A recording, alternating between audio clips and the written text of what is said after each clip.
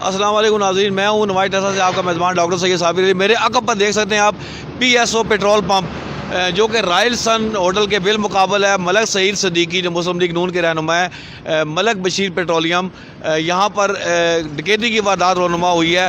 دو حضرات بتایا جا رہا ہے کہ دو ملزمان تھے جو کہ 125 پر سوار تھے اور وہ یہاں پر آئے اور نجی سیکورٹی گارڈ کا جو یہاں پہ سیکورٹی گارڈ تھا، نجی سیکورٹی کمپنی کا جو سیکورٹی گارڈ، اس نے مزاحمت کی ہے اور مزاحمت پر انہوں نے فائرنگ کی ہے۔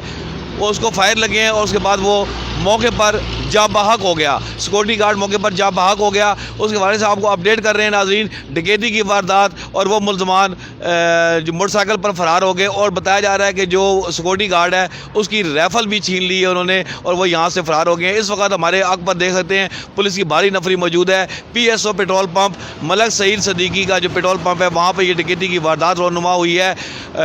پولیس اپنے طور پر تفتیش کر رہی ہے۔ جو سیکورٹی گارڈ ہے جو ملزمان کی فائرنگ سے ہلاک ہوا، اس کو سول اسپتال ٹیکسلا منتقل کر دیا گیا۔ پوسٹ مارٹم کے بعد نعش ورثہ کے حوالے کی جائے گی۔ نوائی ٹیکسلا رکھتا ہے آپ کو ہر خبر سے باخبر۔